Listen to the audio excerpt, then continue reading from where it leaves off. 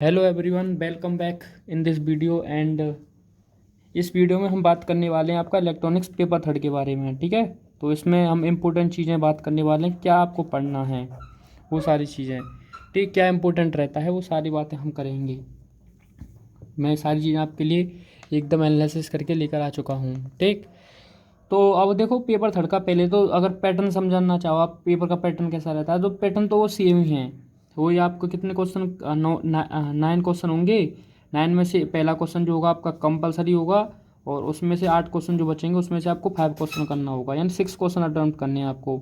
और जो ये 5 क्वेश्चन होंगे ये 6 नंबर के होंगे जो 33 बनाएगा, और ये आपका 4 नंबर का होगा जो 4 नंबर होगा। इन दोनों को ऐड करोगे आप तो 34 नंबर का आपका पेपर हो जाएगा। ठीक है, और जो दोनों पेपर हैं वो 33 के रहते हैं। ये है। अब आप समझो कि मैंने आपको पहले ही भी समझाया था ये चीज़ कि पेपर जो होता है अटैम्प्ट तो आपको 34 का ही करना है, पर लेकिन जो पेपर आता है वो 51 मार्क्स का आता है। कैसे 51 का?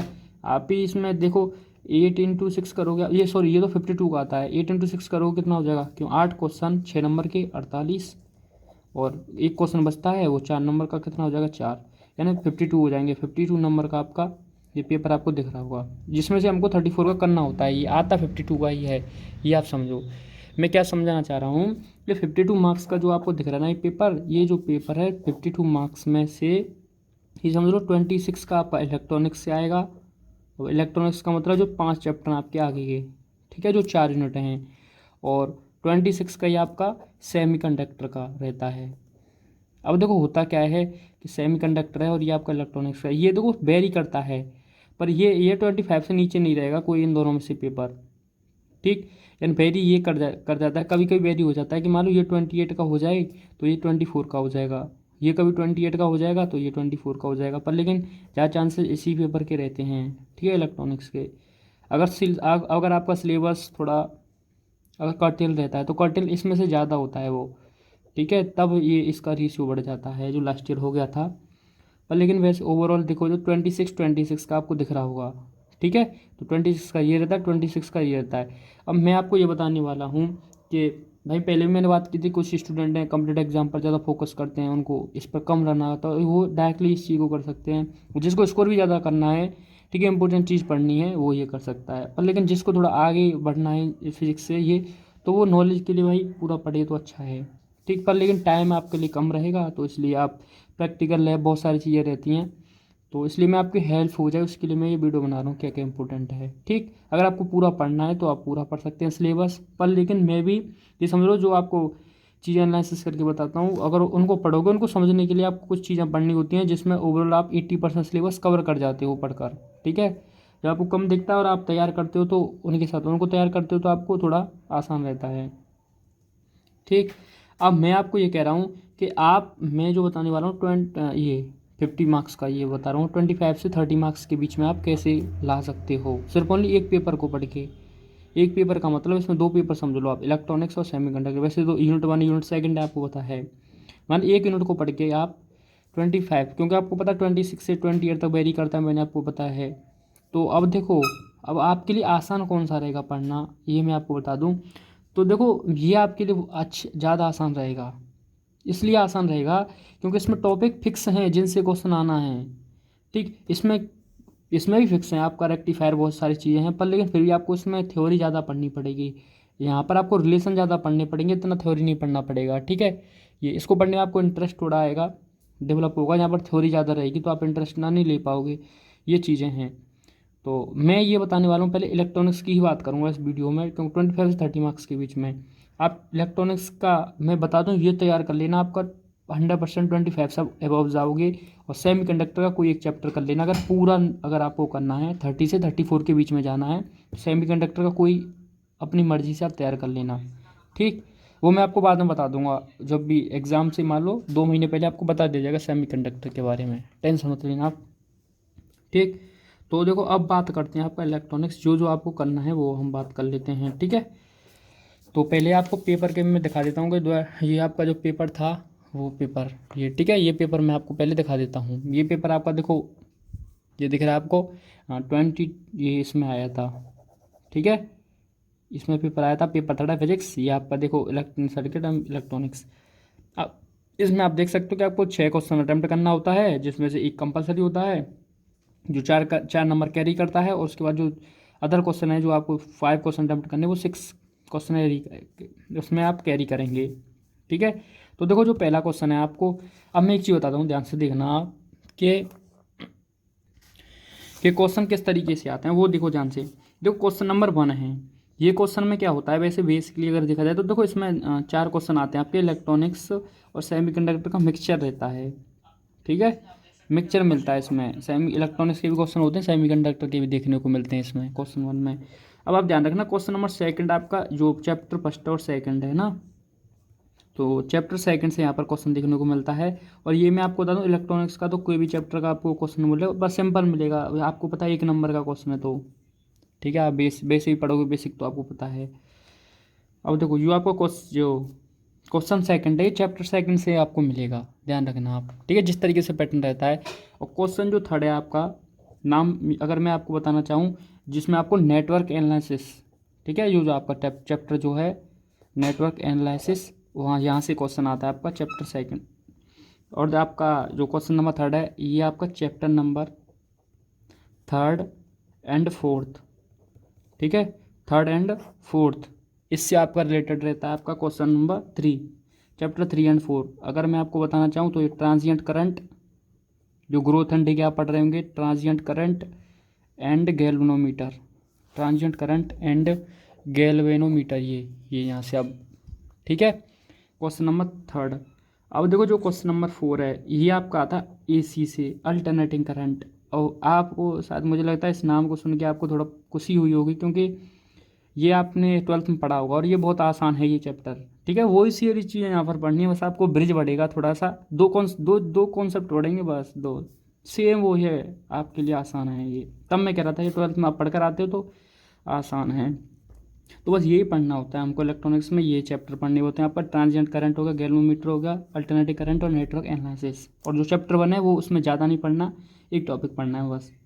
ठीक, तो अब आप देख सकते हो कि अगर मान लो यहाँ से 5 क्वेश्चन आप यहाँ पर ले जाओगे, 6 ये हो जाएगा, यहाँ से आपका 6 हो जाएगा, ये 6 हो जाएगा, और आपका क्वेश्चन नंबर 9।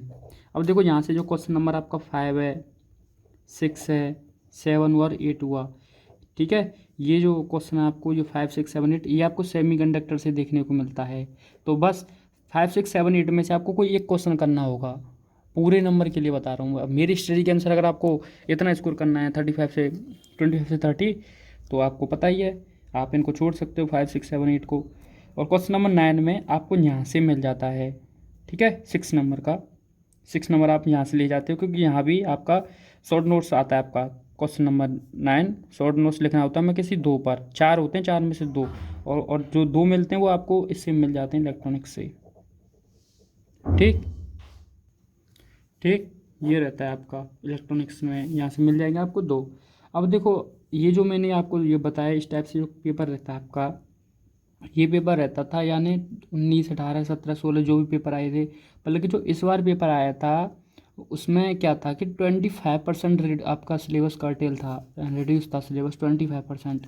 और 25% रिड्यूस था, तो और ज़्यादातर जो सिलेबस जो रिड्यूस हुआ था, ठीक है, ज़्यादा का पूरा ही जो सेमीकंडक्टर से हटा था बस। ठीक है, ये इस इलेक्ट्रॉनिक्स से कुछ कम नहीं किया गया था, ओनली सेमीकंडक्टर से कर्टेल हुआ था। सेमीकंडक्टर से कर्टेल हुआ था, तो इसका पैटर्न थोड़ा बदल गया।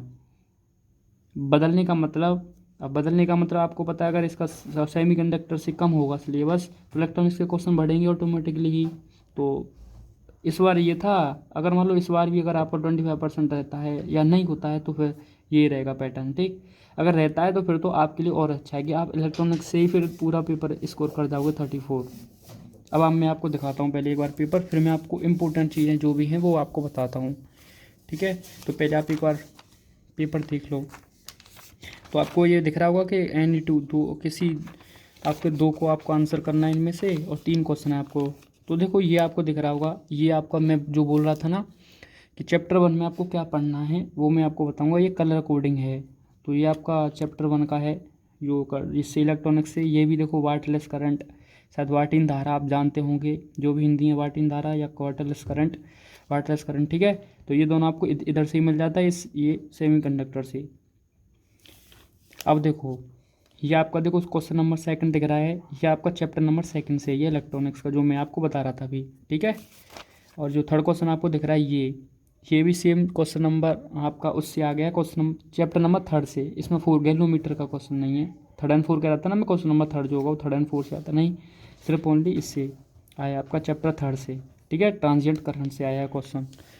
अब देखो अगर इसकी बात करें अगर हम क्वेश्चन नंबर 4 की, तो क्वेश्चन नंबर 4 आपका ये जो है अल्टरनेटिव करंट से है, ठीक है। तो इसमें ये आप नई चीज़ पढ़ोगे मैक्सवेल वेव के बारे में, नहीं तो अगर मैं इसकी बात करूँ तो ये तो आप वहाँ फेज डिफरेंस ये सारी चीज़ें पढ़ी होंगी 12th में, ठीक। थोड़ा सा यहाँ वेक्टर का काम बढ़ेगा, बस इतना समझ लो। 4 का बी, ये आपका चैप्टर नंबर के कौन से 5 से है, एंड चैप्टर नंबर 4 बचा आप गैल्वेनोमीटर, उससे भी क्वेश्चन आपको नहीं दिखा है ना। और आप कितने नंबर का पेपर दिख चुके हो, तो 6, 12, 18 हो गया ना, और यहाँ से 2, और ये कितने का है, ये 4 का है वैसे तो। अब लगा सकते हो आप, 2 करना था तो 2 2 के थे, तो 4 नंबर यहाँ से ले जाओगे तो आप कितना हो जाएगा, 22 हो जाएगा आपका, ठीक है। देखो 22 नंबर का पेपर हो चुका है। अब की बार ज़्यादा क्यों था मैं आपको बता चुका हूँ, कारण क्या था, ठीक है। अब देखो ये आपका है, ये आपका सेमीकंडक्टर से है, ये क्वेश्चन दिख रहा होगा 5 6 दिख रहा होगा, ठीक है। ये पहले भी सेमीकंडक्टर से आते थे 5 6 7 8, पर इस बार क्या हुआ है कि 5 6 7 तो वही रहा है, ठीक है, ठीक है। अब 5 6 7 सेमीकंडक्टर से, ये 5 6 7 क्वेश्चन जो है, पर लेकिन जो 8 क्वेश्चन है इस बार वो है आपका इलेक्ट्रॉनिक्स से आ गया, ठीक है। अब क्यों आया, क्योंकि सिलेबस का टेल हुआ था, तो इसका अंदर ये क्वेश्चन यहाँ बढ़ गया 6 नंबर का, और तो कितने हो गई वहाँ 18 और 4 22 28 हो गए, यानी 28 नंबर का मिल चुका है अभी हमें, ठीक है, इधर से। अब देखो इसमें ये करंट सेंसिटिविटी, ये गैलोमीटर के हैं आपके दोनों, ठीक है। ये गैलोमीटर से आपका, ठीक। तो ये देखो ये कितने का है वैसे, 6 का है, 2 को करना है, 3 नंबर यहाँ से मिल जाएगा आपको। और ये आपका AC करंट से है, तो 3 नंबर यहाँ से मिल जाएगा, तो इसका मतलब 3 और 3 6, कितना हो गया 34, ठीक। तो पूरा इलेक्ट्रॉनिक से आप पूरा पेपर कर जाओगे, आपको दिख रहा होगा, ठीक। पर लेकिन अगर कर्टेल नहीं हुआ सिलेबस तो बस एक क्वेश्चन तैयार करना पड़ेगा, जो मान लो 8 पूरा करने के लिए 8 7 और 6 5 इनमें से कोई एक क्वेश्चन करना पड़ेगा आपको, सेमीकंडक्टर से तैयार कोई भी एक चैप्टर कर लोगे तो मिल जाएगी, ठीक है। ये तो मुझे पता है अगर आपको ये पेपर दिखा होगा तो आपको क्लियर हो गया होगा कैसे क्या है सारी चीज़ें, अब आपको समझने में आसानी रहेगी। देखो तो मैं सारा पूरा लिख कर लाया हूँ भाई, ठीक, एकदम तैयार करके चीज़ें आपके लिए।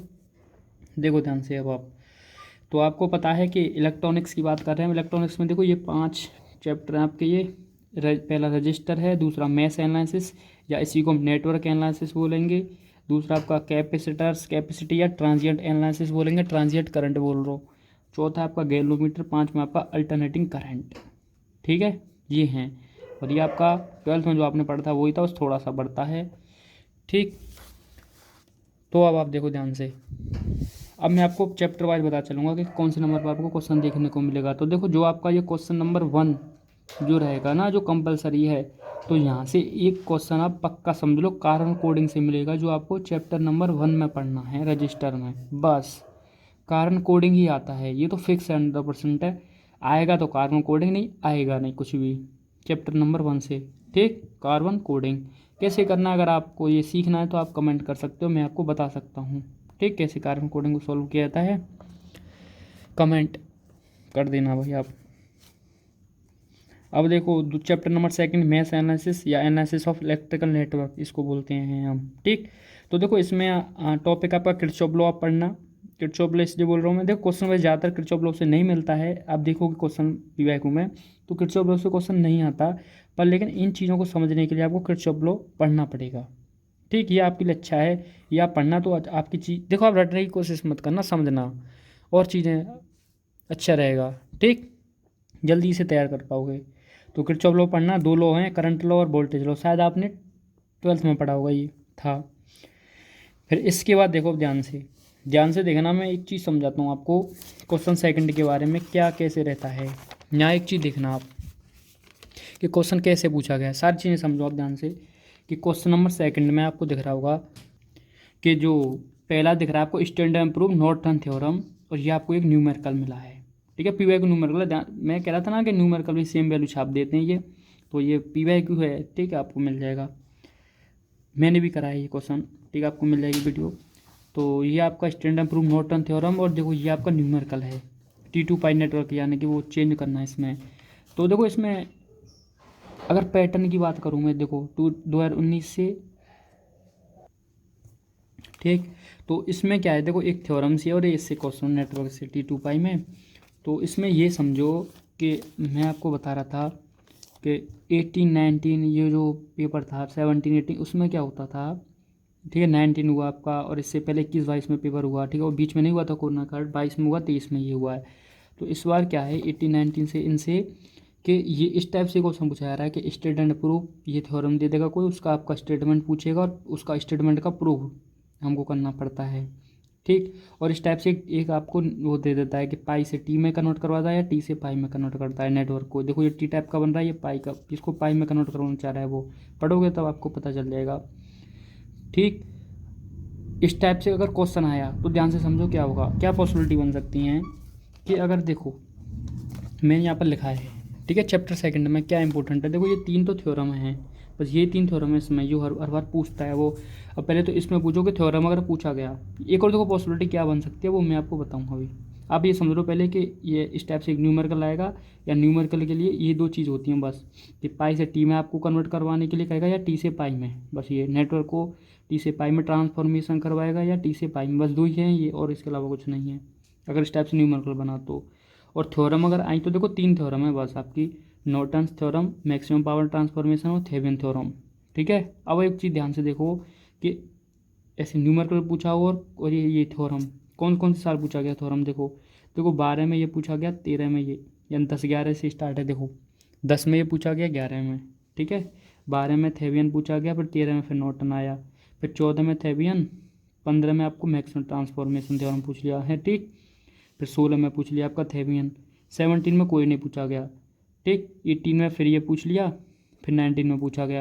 यानी इससे ये है कि हर बार ये थ्योरम पूछा जा रहा है, तो इसका मतलब ये तो नहीं है कि आपकी बार ये नहीं पूछा जाए, ठीक। एक साल नहीं पूछा गया था 17 में, इसका मतलब ये कन्फर्म है कि कोई ना कोई थ्योरम जरूर पूछी जाएगी, जो हर बार पूछी जा रही है पेपर के, क्योंकि 19 में पूछा गया और 22 में भी पूछा गया था, और 30 में मैं आपको दिखा चुका हूँ नॉर्टन थ्योरम, ये इसमें भी पूछा गया है, ठीक। तो इसका मतलब अगर 3 थ्योरम आप तैयार करते हो तो एक थ्योरम पक्का फंस जाएगी, ठीक है, ये कन्फर्म है। तो देखो कभी तो इनका स्टेटमेंट पूछ लेता है, फिर आप स्टेटमेंट का प्रूफ भी सीखते हो, पढ़ते हो तब, ठीक। अब देखो इसमें इंपॉर्टेंट थ्योरम कौन सी है, तो अगर अब मैं आपको कहूँ तो देखो ये इनको डबल स्टार लगा सकते हो आप इन पर, और इन पर 1 स्टार लगा सकते हो, क्यों, क्योंकि थ्योरम देखो आप देख रहे होंगे ज़्यादातर कभी रिपीट नहीं होती है थ्योरम की, अगर नॉर्टन पूछा गया तो अगली बारी वो नॉर्टन पूछे, ये ये बहुत कम केसेस में देखा जाता है, क्योंकि पिछली बार भी जो नॉर्टन थ्योरम ही पूछी गई थी, अगर मैं 22 की बात करूँ 21 22 की, तो उसमें नॉर्टन ही पूछी गई थी, तो इस बार रिपीट हो गई, तो अब की बार रिपीट होना इम्पॉसिबल ही समझ लो आप, ठीक है, बहुत कम चांसेस हैं रिपीट करते हैं, ठीक। तो अब इन दोनों को बहुत अच्छे से तैयार कर लेना, इसको भी थोड़ा तैयार कर लेना, क्या है एक थ्योरम, ठीक, टाइम भी है अभी तो आपके पास। तो ये तो दोनों कन्फर्म है, इन दोनों में से कोई पूछा जाएगा, ये बहुत कम चांसेस हैं, इसका 1%, इसका 99% आप रख सकते हो, ठीक। अब देखो अगर वो जैसे मान लो ये थ्योरम तो पूछा ही जाएगा, ये दिख रहा है कि हर बार पूछा जा रहा है, अब इसके साथ एक और क्वेश्चन बनेगा, या तो वो देखो न्यूमेरिकल टाइप का बन सकता है, आपसे पूछ सकता है वो ऐसे, ये आपको दिख रहा होगा कि पाई से टी में ट्रांसफर करवा लिया, टी से पाई में, या क्या है कि आप टी नेटवर्क का एनालिसिस करते हो, पाई नेटवर्क का एनालिसिस करते हो, और ब्रिज नेटवर्क, यानी 3 नेटवर्क हैं ये हमारे, इनका आप एनालिसिस करते हो, यानी इनका एक समझ लो एक रिलेशन निकालते हो आप, ठीक है, प्रूविंग वो करते हो। तो ये पॉसिबिलिटी और लगा ले सकते हो अब यहाँ पर, ये तो है, ये तो पूछा ही जाएगा, इन दोनों में से कोई एक पूछा जाएगा। अब या तो देखो ये हो सकता है, ये हो सकता है, पर लेकिन अगर प्रीवियस ईयर देखा जाए 3 4 साल, तो ये इस पर ज़्यादा इंपॉर्टेंस दी जा रही है, शायद ये हो सकता है कि इस बार आपसे ये पूछ लिया जाए भाई, ठीक। तो ज़्यादा नहीं है ना, 3 टॉपिक ये हैं, तो 5 और 3 8, चैप्टर 2 ख़त्म, बस इतना इंपॉर्टेंट है इसमें, इसके अलावा और कुछ नहीं, ठीक। अब चलते हैं आपका चैप्टर 3 पर, ट्रांजिएंट एनालिसिस, ठीक। देखो ट्रांजिएंट एनालिसिस में आपको क्या पढ़ना है, देखो आप ग्रोथ एंड डिके पढ़ना करंट की इंडक्टिव सर्किट में, ठीक है, इंडक्टिव सर्किट जहाँ हम एल सर्किट जो लगाते हैं, एल आपने इंडक्टेंस पढ़ा होगा ना, एल हेनरी जिसका यूनिट है, तो उसका हम ग्रोथ और डिके निकालते हैं, ठीक है, वो आप पढ़ना। चार्जिंग एंड डिस्चार्जिंग पढ़ना कैपेसिटिव सर्किट की, ठीक।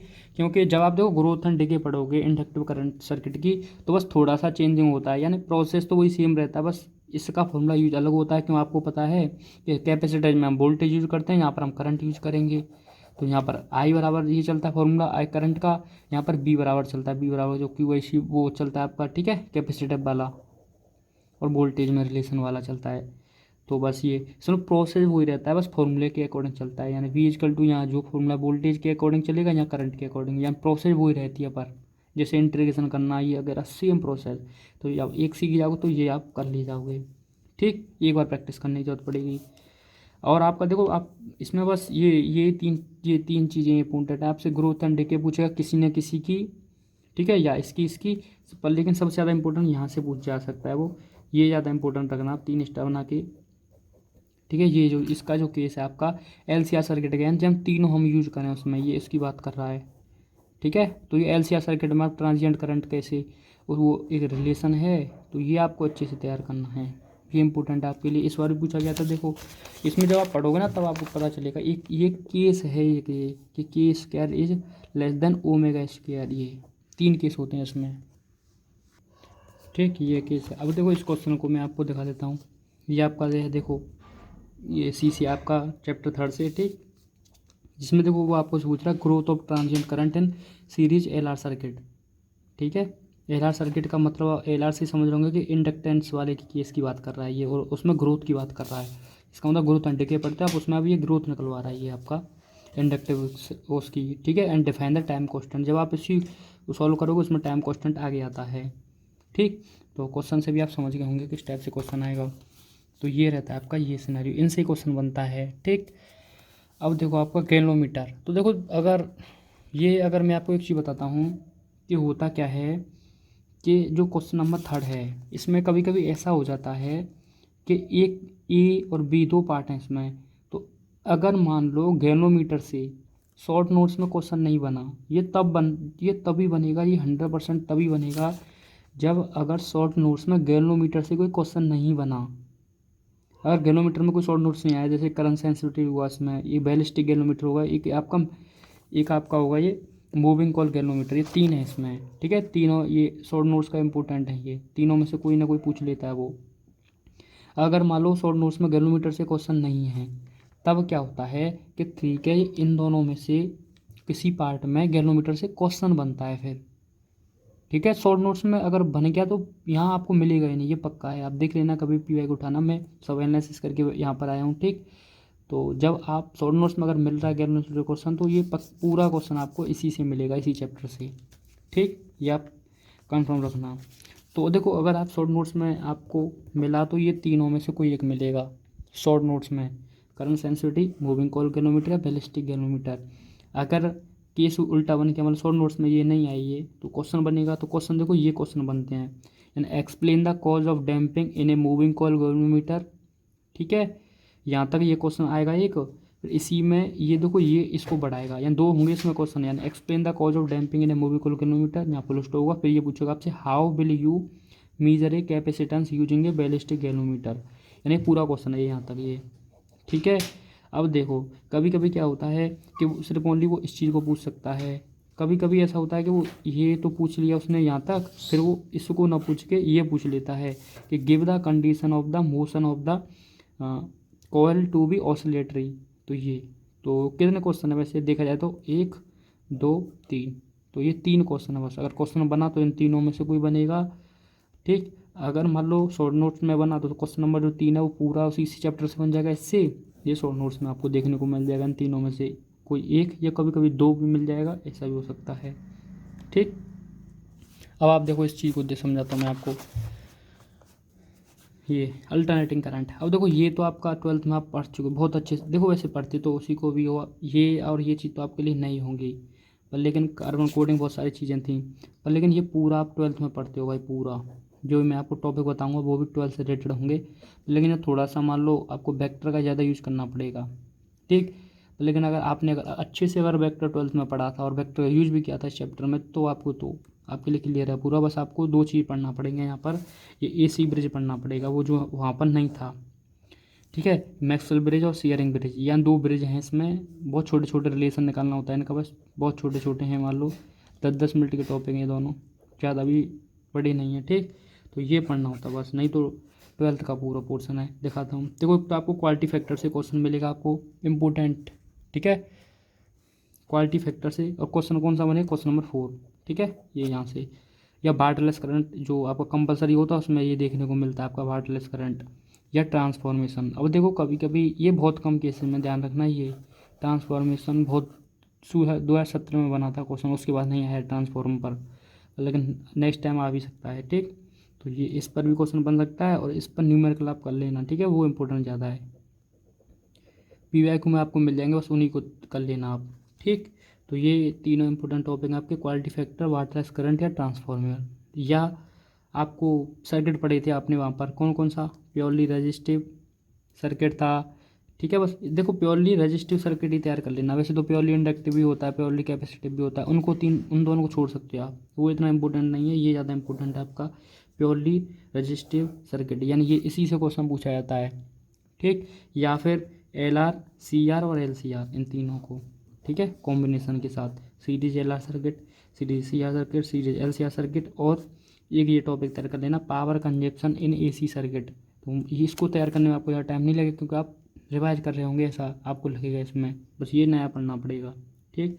तो पावर कंजम्पशन AC सर्किट ये आपको पढ़ना है। तो बस पूरा बस इतना होता है, अगर आप खुद भी एनालिसिस करोगे तो आपको पता चल जाएगा कि ये कितनी इंपॉर्टेंट है ये चीज़ें, बस यही चीज़ें पूछी जाती हैं बार बार, ज़्यादा नहीं होती हैं। अगर आप थोड़ा एग्ज़ाम के ओरिएंटेशन से तैयारी करोगे, आप देख कर समझोगे, तो ये मिलेगा आपको, ठीक। आप पूरा पेपर कर ले जाओगे 25 से 30, बस एक सेमी कंडक्शन में तैयार करोगे तो पूरा हो जाएगा, ठीक। मिलते हैं आपसे नेक्स्ट वीडियो में। अगर वीडियो अच्छा लगा हो तो लाइक, सब्सक्राइब, शेयर कर सकते हो आप भाई।